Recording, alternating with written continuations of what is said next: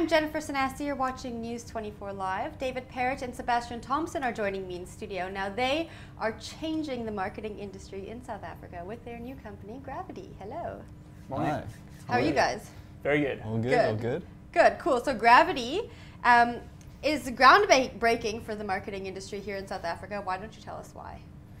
It's groundbreaking here because traditionally marketing companies kind of deal with a lot of softer things, and they don't really do a lot of research into exactly why people do what they do. They don't do a lot of research into the actual psychology behind the decisions they make in the environments that they make them. And Gravity, we've taken the learnings from what's going on overseas, and we've looked to sort of apply those here in a South African context.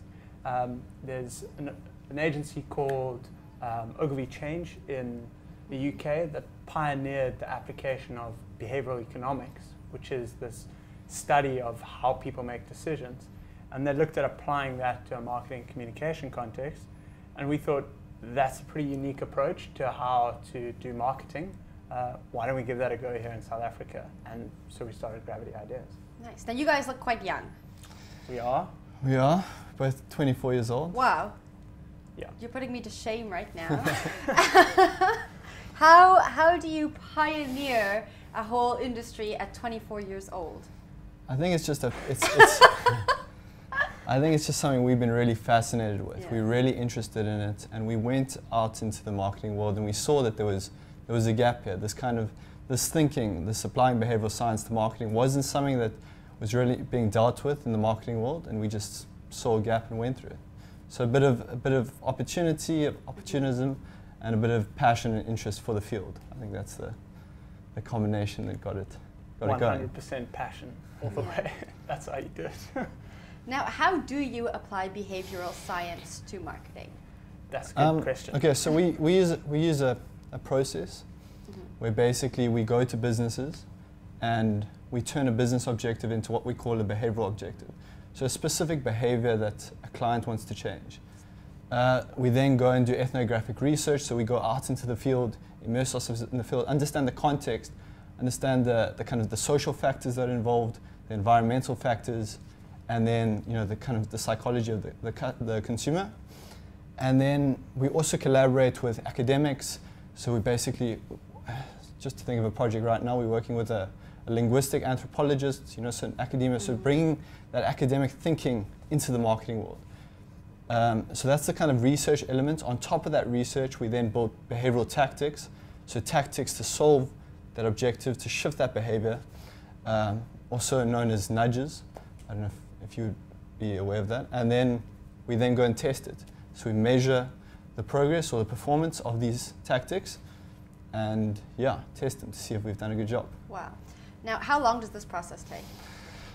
It varies. We like to have a turnaround time of about 6 weeks, normally. So normally about 3-4 weeks of research, really getting out there, understanding the psychology of this decision, and then we build tactics for the next kind of week or so, and then test and measure it. And then kind of the idea is to then build on that testing. So change and adapt small things and keep on kind of... Keep learning about the business. Learning, iterating on it. Awesome.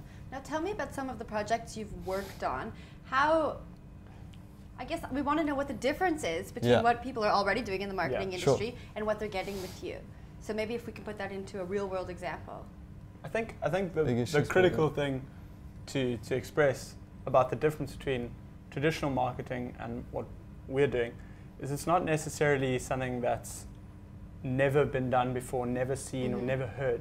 The most important thing is the collaboration with the academic world, and how the academic world is making a lot of doing a lot of groundbreaking research on applied psychology and how people make decisions, and they're really codifying all the different elements of how we make decisions, and like what are the different things that lead us to making mistakes when we make decisions, what's affecting us, and by coding all of that, we can be a lot more direct with our clients. We can say, here we've identified this behavior.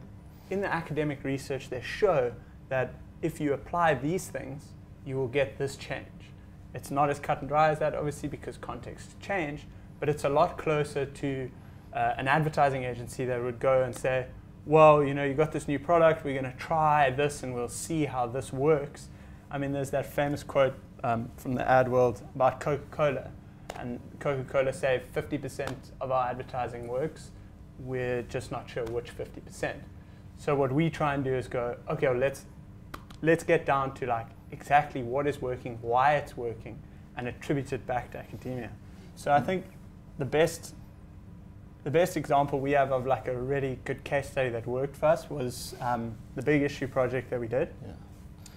And I'll let Dave take you through that one. So basically it was our first client, very exciting, just started the business. And we wanted to, Big Issue had a problem. The big problem was that most of their vendors were selling between 5 and 6 magazines a day, which at some point wasn't actually enough to cover their transport costs. Yeah.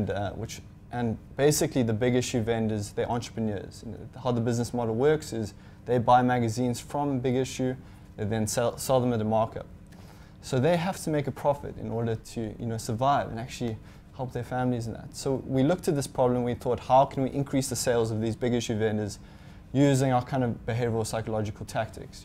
Our approach was we first went out and did the ethnographic research. We kind of went out there and stalked the vendors at traffic lights. Yeah, we just sat there and watched them, and it was a really interesting experience, and at the same time maybe a bit depressing, because we just saw how drivers were interacting with these vendors. It was very negative. They got very defensive. We actually even made the joke that people were spending more money on pushing their accelerator a little bit forward to disengage with the vendors. Yeah. And that money could actually, over an annual period, actually could be going towards helping these vendors. So yeah, really got out there and understood that dynamic between the driver and the vendors. We then looked at how we could change this and actually get people to engage more with these vendors. And our focus for this was to look at the bib that they're wearing. I don't know if you've seen those blue bibs. Yes. Yeah. So that was our first kind of project. So basically, we looked at this bib and we thought, how can we make these bibs more engaging using some psychological tactics to do this? And so, yeah, we employed some of the core principles of behavioral science. We looked at things like goal orientation and personalization. We got the Big Issue vendors to understand what their specific goal was and their kind of personal goal, and we got them to handwrite that on the bib. So it's a real feeling of like, this is my problem, you're dealing with me as a person, instead of this blue kind of billboard on the side of the road. So we employed a lot of behavioral tactics into these bibs. We then also partnered with a company called SnapScan, who I'm sure you're aware of, to deal with the cash problem, because obviously, one of the big problems is the higher LSMs aren't dealing with cash as much as they used to. And so one way to get around this is obviously digital transaction format. And so we got them involved, and the whole thing was actually really successful. The Big Issue sold out for the first time in over a year. That's great. Yeah, so it wasn't just a pretty bib. There were actually these kind of quantitative increases in sales that made a real difference. So that was a really exciting project, and it really just got us going.